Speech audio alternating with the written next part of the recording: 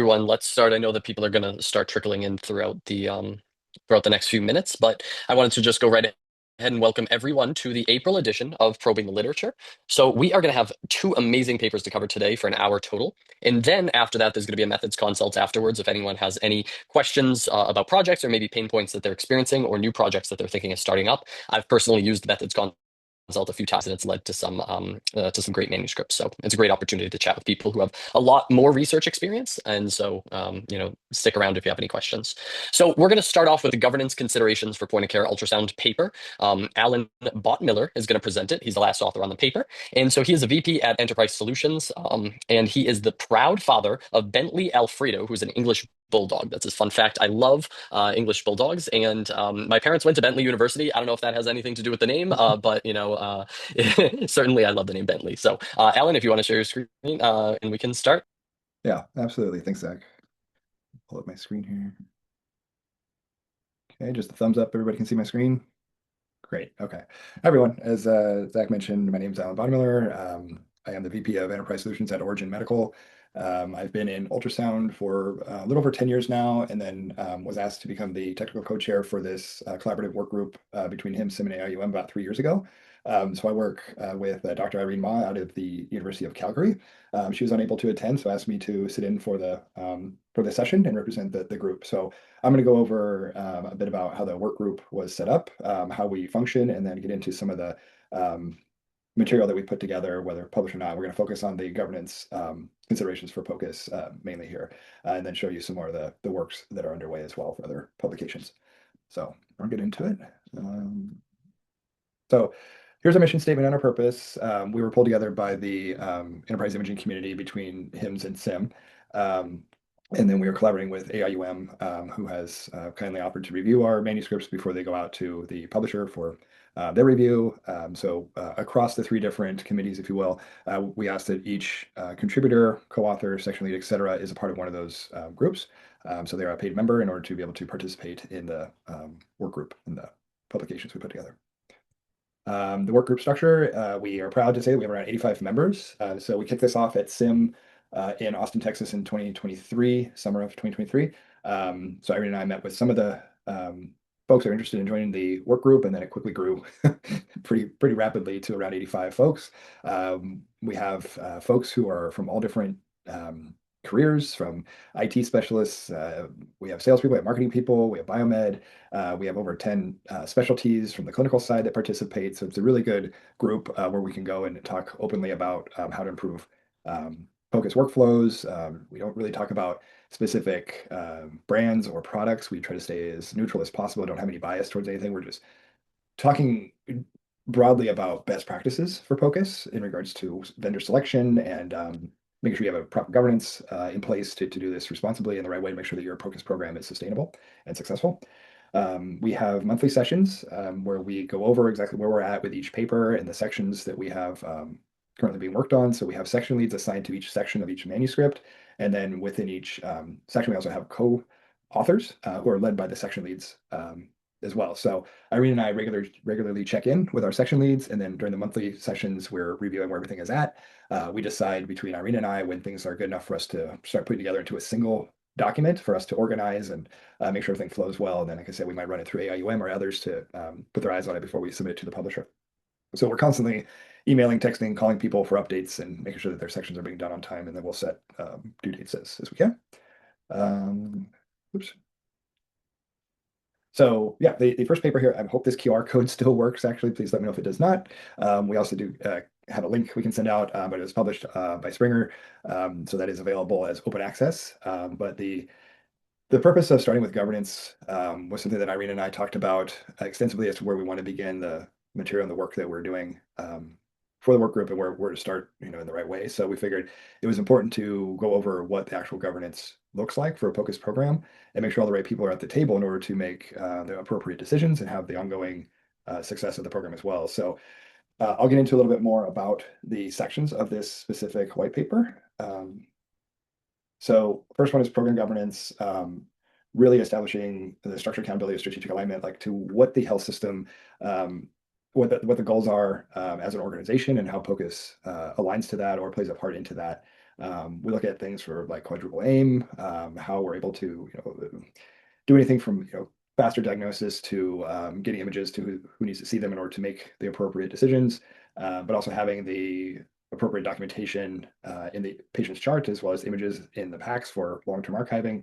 All of the above. In order to do that, though, we need to make sure that we have clinical governance so that we're having the right people that are representing the POCUS program. So typically we see that there's a system-wide POCUS director within a health system that's going to be leading the helm, or at the helm, I should say, who's really kind of overseeing the program in regards to the utilization of POCUS, using the technology that's put in place for workflows to ensure that the right steps are being made to streamline the whole process from image acquisition to interpretation and documentation, and then of course anything that has to do with ROI in regards to reimbursement and billing. Then we went into our technology section.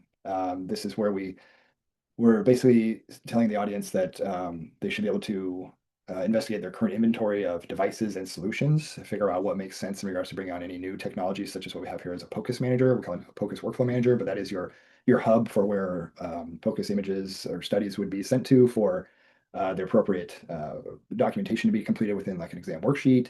And then if there's any attestation that needs to go between a learner and an expert, so if it's more like resident to attending, POCUS Manager provides that type of functionality, and then also provides the ability to QA studies, and also allows you to have the connectivity into your EHR and to your PACS.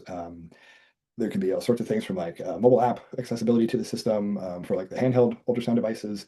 But basically, it is the hub of the POCUS program from a technology standpoint, and it does allow you to standardize things for exam documentation, the workflows, such as encounter-based workflow versus order-based. So we're highly recommending the use of a POCUS manager if the facility is unable to obtain a successful or obtainable or sustainable workflow with their existing IT solutions. Okay, let me keep going here. The information governance is also very important when it comes to the data that's going to be exchanged between, say, like a POCUS manager, your EHR, your PACS, et cetera. And then, of course, anything that has to do with the worksheets themselves, or you can call them a procedure note. Each health system has their own definitions, but what is being utilized to say this is the standard information for obtaining patient demographics, order information, anything has to do with the PII for user information, and then the worksheets again as to how they've come into play for the results within the HR, the procedure note, and the images going into the PACS or VNA.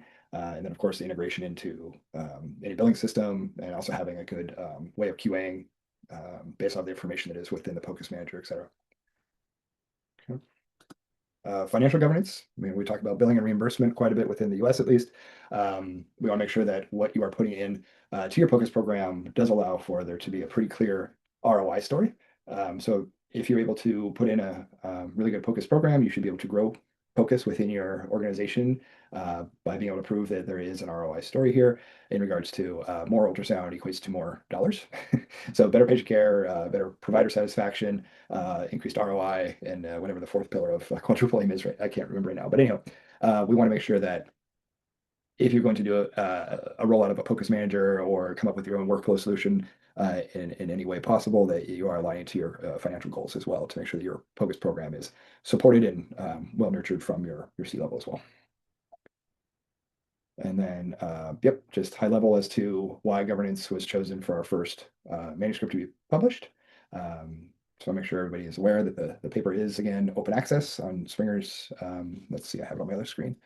It is in the Journal of Imaging Informatics and Medicine part of Springer Nature. We can also bring up the link if you'd like to. So I want to open up to any questions that there might be about the governance manuscript so far, since I went into a lot of information pretty quickly about the different sections of the paper. I will bring up the paper here as well. Okay. Any questions so far on governance? Okay. Everybody can still hear Hey, me? Allan. I think one of the questions that I had in general about reading this is I feel like I see when I see papers like this in terms of like getting to consensus, a lot of times there's like they use things like modified Delphi or like some sort of methodology to like get to a consensus. Mhm. Obviously, you have a bunch of experts in this, but like, how did you guys kind of come to basically concluding that this is what should be done and that this is what should be the way we should? Uh, a lot of lessons learned over the years. I have been on both the hospital side and the vendor side, industry side, where there are a lot of systems that are core to the health systems or like operations where there's your EHR and your PACS.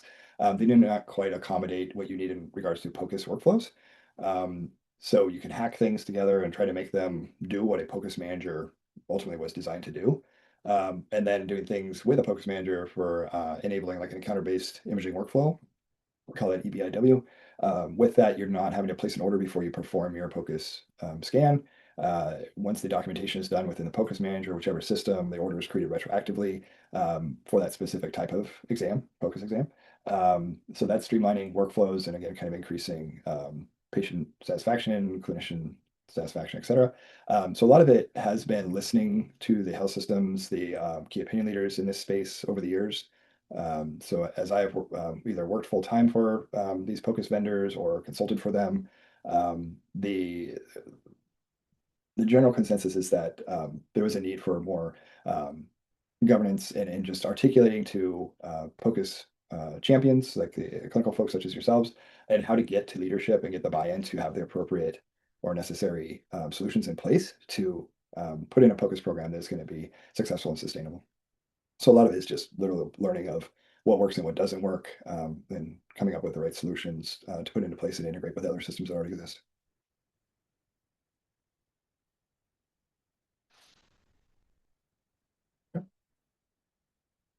And I'll jump into the next paper if that's okay at this point, Zach. Yeah. Okay. All right. So again, the first paper on governance considerations for POCUS was published last January.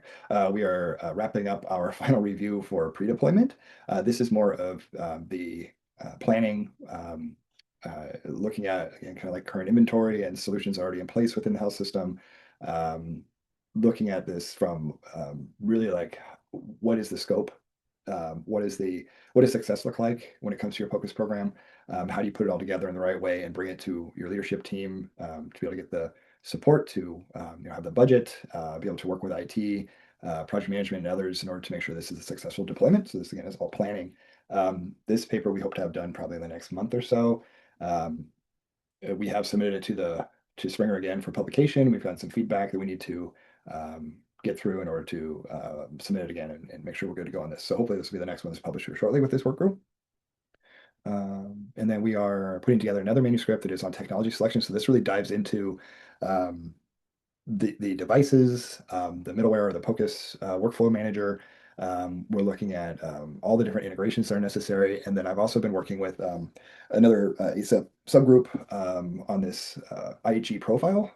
This is the EBIW profile that we created and are making part of a standard for how POCUS Manager works and how everything kind of ties together, what we expect a POCUS Manager to deliver when it comes to having the right user roles, the integration again of the devices, the HR, the packs, et cetera, the workflows between learner and expert, QA, all those things. So we go into a lot of details here, and this profile is available.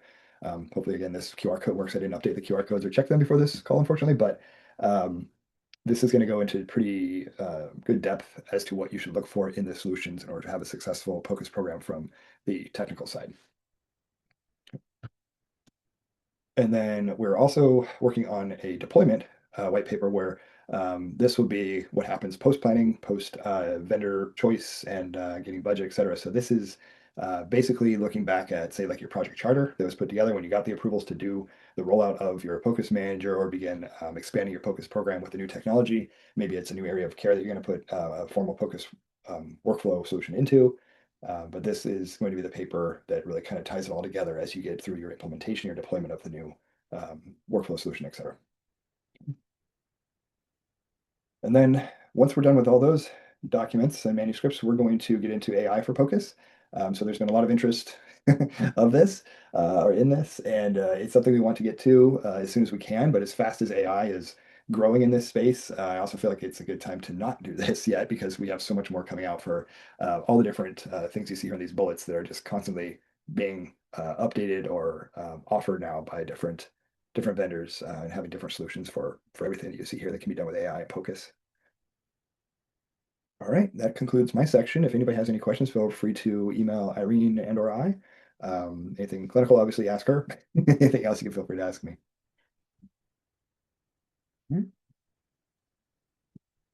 Thank you so much, Alan, for that great discussion and overview of a very big work group. I think, if no one else has questions, I'm also very interested to know, like, it grows pretty quickly. So, how do you even manage that many people and getting everyone involved? Yeah, it is. Not a full-time job, but like when it comes down to getting ready for our next work group session, it is going out and pinging people, nudging people, text, email, phone calls. So it's a bit of herding the cats, just to make sure that we're all going to be able to get together and talk about how the different sections flow together. Make sure that anybody who is a section lead is aware of what the other sections are doing as well, so we're not doing any redundant writings. But yeah, I stay on top of sending out regular communications to the work group that just says, our next due date is this, our next session is that. Here's what we expect to go over. Here's the agenda. Not everybody attends these calls, as Zach, you've been on them, and others have been on them.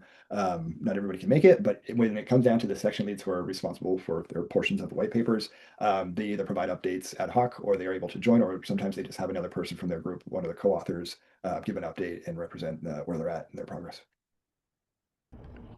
Alan, I'm curious to know how many specialties are represented in this current working group. We have over 10 different clinical specialties at the moment, from internal medicine, a lot of emergency medicine, you name it. Yeah, we're pretty diverse in the different clinical specialties for this group. So it's not biased towards one or the other. And that was intentional as well. Yeah, it's really great. Thanks for sharing. Yeah, absolutely.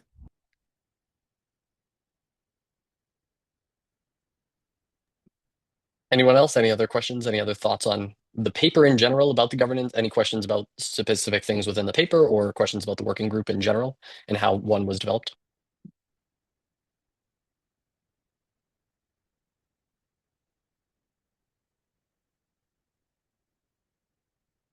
How do we handle disagreements? Kindly.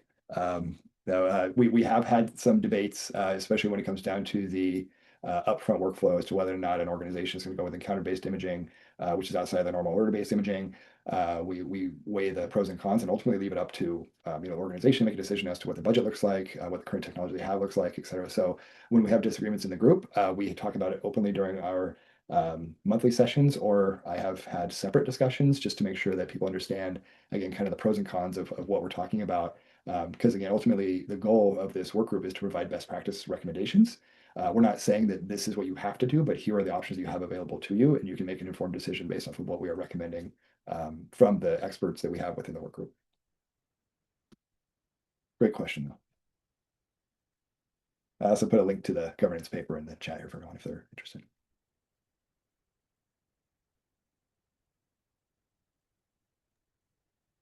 All right. Any other questions?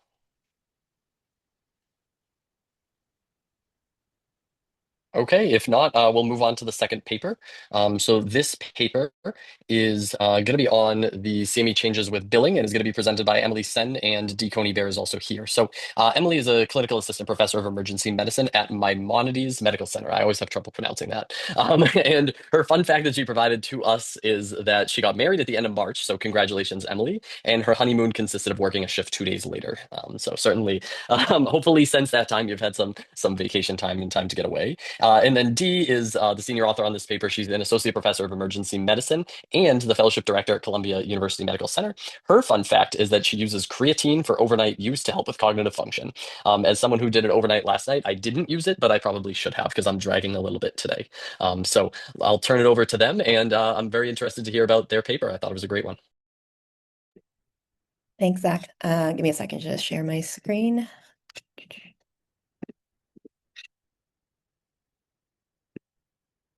And okay, that works. Hopefully you guys can see that. Okay, Yep, we can see perfect. it. Okay, awesome. Thanks for the intro. So, again, I'm Emily. So I finished fellowship with Dee and the rest of the lovely Columbia folks in the academic year of like 2023 to 2024, which is obviously fortuitous timing. That's largely why we kind of like came up with this because it was kind of a hotter topic then in obviously 2023 when the CMS changes came out. And so this project kind of came out of that sort of curiosity about how all of those changes with our documentation was going to affect our billing practices with POCUS. Um, so to start, I'm sure a lot of us in this room know this, but back then in 2023, the CMS kind of came out with additional guidelines, which totally changed the way that we in emergency medicine sort of like bill our E&M levels and with the medical decision making and whatnot. So our hypothesis was that with these changes within CMS, we were wondering if the complexity would now be able to take into account our POCUS and our like interpretation of POCUS, and therefore this may change the EM billing of the entire chart to be so that we could ultimately get perhaps a higher reimbursement. So that was our sort of hypothesis. And so we looked at our specific cohort within at Columbia, which was a retrospective study. It's a large urban quaternary care center in New York and Manhattan. And we looked at our demographics comparing 2022 to 2023. So we looked at all of our patients, all of our providers to make sure that that the two were not vastly different between 2022 and 2023. And then after that, we looked at all of our POCUS procedure notes, looked at all of our overall volumes, making sure that didn't change largely, as well as the different various CPT codes. And then finally, the meat of it was that we looked at the reimbursement rates overall and broken down by payers. And then we looked at what proportion of charts actually use POCUS to change the E&M billing level within 2 sort of months for a deeper dive. So our overview of our results are looking at our general demographics so that the audience here has an understanding of the patient population we work with. So the amount of encounters stayed roughly the same over the year in terms of the patients that we actually performed a POCUS on. So that was roughly just shy of 3,000 encounters with a rough median age of patients in their mid to late 30s. And then as you can see here, the severity is not too, the ESI rather is not too different. And then perhaps more importantly, with respect to reimbursement, you can see that our patient population, the payer mix was largely Medicare and Medicaid, with private insurance taking up only about like a quarter of all the patients. And then otherwise our population was largely Hispanic, Latino, and Black is our patient population to give a sense again of the overview. Moving on to the rough reimbursement rate between the 2 years, pre and post changes. So you can see here overall the reimbursement rate did not really change too much. The only thing that was statistically significant was the change in the private insurance companies actually giving us a little bit more or relatively, increase in the reimbursement rate, which was a simple just like, did they reimburse us or not, to take a step back rather than a amount that they gave us, which was just some of our limitations, which I'll get to in a little bit with the data that we had. Otherwise, overall, there were no statistical significant difference between the types of ultrasounds or the overall reimbursement rate from Medicare or Medicaid. And then perhaps the most important slide and the most important conclusions of our paper was that the CMS changes actually did not really affect our POCUS billing or reimbursement. So you can see here, this was a rough chart that sort of breaks down the 2 months that I mentioned earlier, where we did a really deep dive to see how we were billing the POCUSes that we performed. So you can see here that actually only 4.5% of charts here were the ones that were billed by the chart, meaning like billed through the E&M level. Otherwise, most of ours still were billed as procedures, and then these were just sort of reasons for why the POCUS was perhaps not billed, such as coder error bundling and some kind of documentation error. So I think this actually highlights something interesting that we sort of explored in our results in our conclusion section, which is that this actually gives if you flip this actually gives us a opportunity to perhaps use the E&M chart to interpret other things such as x-rays or other images that might be being used in the patient encounter so that then you can still use and save your POCUS as a procedure and sort of have that as an additional billing opportunity, so to speak. And so that was one of the sort of interesting things that sort of came out of this paper as we kind of got some of our feedback from our peers. And I'll just add here that when we looked at like who these patients were like who actually used ultrasound to escalate the EMM level in billing, and they were generally patients who were lower acuity in presentation, and our kind of archetypal case that we had for patients that incorporated ultrasound as part of the complexity of billing was the pregnant vag bleeder. Usually these patients do not receive any type of additional imaging studies. Usually these patients don't receive complex interventions. They're generally pretty stable, and so having that point of care ultrasound, whether transabdominally or transvaginally, really adds to the kind of overall complexity of that patient encounter and kind of elevates it from a 3 to a 4. Anyway, sorry, Emily. No, that's perfect. Thank you, Dee. Okay, and then moving on briefly to our limitations. We are just a single center, so we're curious to see how this may change in other settings, and our limitations within that sort of within that is that we also have a bunch of residents. We have a ultrasound fellowship. And like I mentioned, our population is mostly Medicare, Medicaid, so perhaps this would have changed if our payer mix was a little bit different. And then I alluded to this earlier, but we kind of wish that we were able to do a deeper dive as to like perhaps which POCUS types would have affected the billing a little bit more, but we had an aggregate sort of billing data set where we weren't able to do a deeper dive beyond just like the overall encounter of the patient. And so this leads nicely into one of our future directions that we had wanted to do was to be able to sort of flag these patients where our coders were able to use POCUS to elevate or change the E&M level, the MDM level, and then to use that to better identify these charts and then to better sort of do a prospective study and to see how these changes may, how these billing changes are affecting these patients specifically. And that's basically it. Special shout out to all of the folks I worked with during my fellowship, especially Dee, and a little QR code for our references. And I'll take any questions.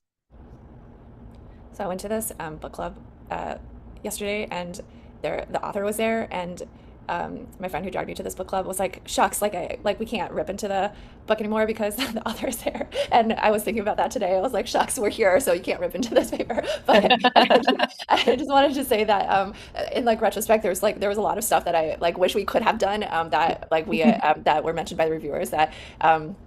Like in an ideal world that would have made the study better. So we're totally open to like rip us a new one. It's all good. Yeah. Help us do a future study. Well, Dee, now that you teased us with that, so what were some things that the reviewers came up with and said, "Hey, we wish that you had done this"? Yeah, so in comparing the differences between 2022 and 2023, we really basically the kind of statistical difference we were looking at was like how many procedures were built, and was that statistically different? And basically, unfortunately, our answer was no. So our hypothesis was that if we had like a significant number of patients where we ended up using point of care ultrasound to elevate the MDM, then we would see a decreased volume of procedures and being billed, which we didn't see. And that was kind of multifactorial.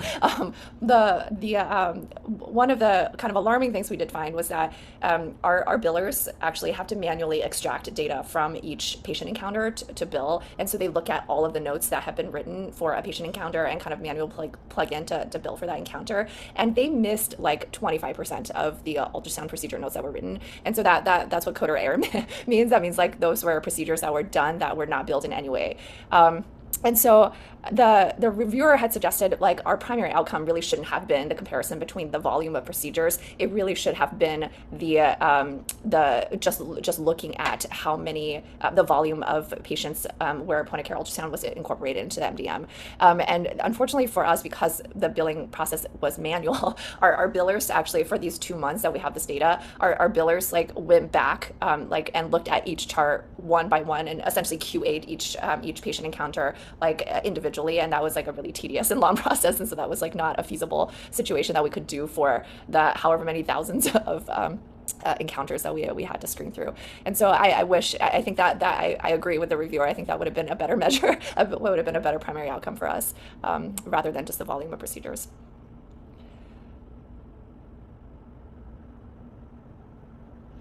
Yeah, and we've Curious? like, oh, sorry, go ahead. No, go ahead, Dee.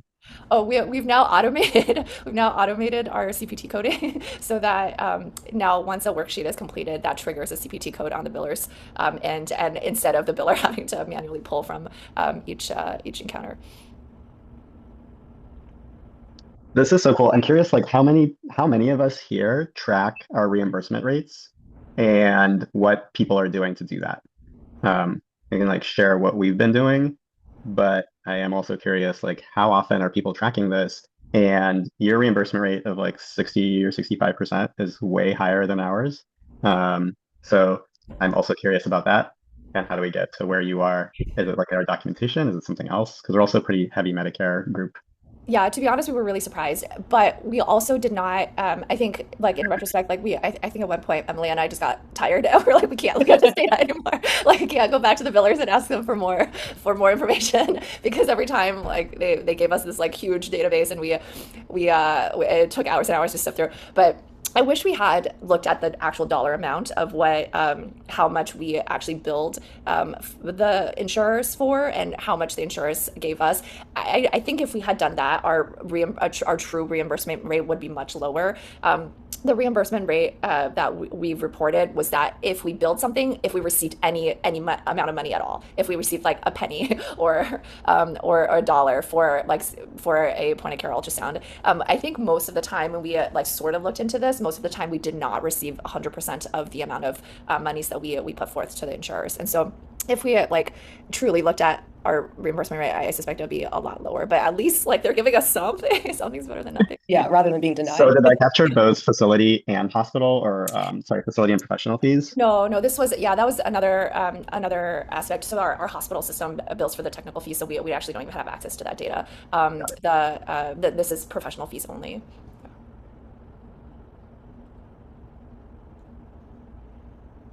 Yeah, how many people are tracking their billing reimbursement? Nikolai, we have done some stuff with billing. I don't think it would be that hard for us to pull it because we have a pretty strong admin group. We haven't specifically looked at the reimbursement rates at Yale specifically yet, but it's an interesting thing of like tracking it over time and seeing, comparing different institutions, you know. And Yeah, we we just got a new pre-COVID, analyst who built us a dashboard, and I can like filter by date and find out what our reimbursement rate is and like what the different kinds of dot phrases or procedure notes that people put in. And I haven't done anything with it other than being like, oh, interesting. is this an Epic, But it looks Nicole? studyable. It is. He did like a full Power BI uh, dashboard. It's gorgeous. We're Can he like sitting come? there being like, we're sitting on a gold mine, but we don't know what to do with it. Can he come to New Haven? Yeah. Well, I I was did him for thinking like a about like week. just publishing his code somewhere so that people can just use it. You Yeah. could Oh, that's theoretically, great. if you could publish on like GitHub, I feel like is where Yeah. people publish codes, and like you could theoretically do it as like an innovation type thing. I mean, I guess we're going off the rails a little bit, but like that would be really interesting. Especially, we've talked at Scuff about, how we're having to become we're having to become like computer science geeks to make this stuff, and we need more sharing of this. So really, Yeah, just a quick shout out. I see a couple of my folks on the Journal Club. Dr. Penny Lima and Lorraine Ying had worked really hard, long hours with our billing team to build the dashboard in order for us to analyze a lot of the data.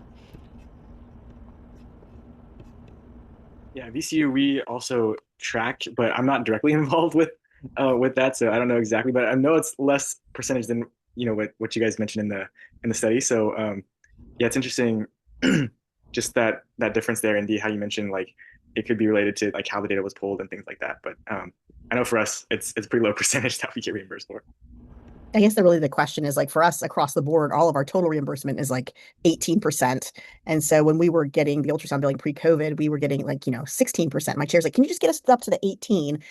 Which is like, that's actually us reimbursement as opposed to just billing. But that's great if you're at high. You have to tell us your secret way that you're doing it.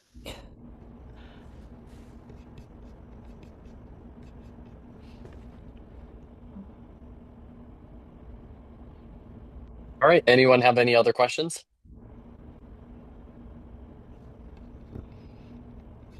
All right. Well, thank you so much to both of our authors, Allan, D, Emily, everyone who is on regarding these papers. It's a lot of work obviously went into both of these papers, and so thank you guys for the wonderful presentation. And if anyone has questions or wants to further discuss how we can publish the rates of collection, feel free to stay on for the methods consult.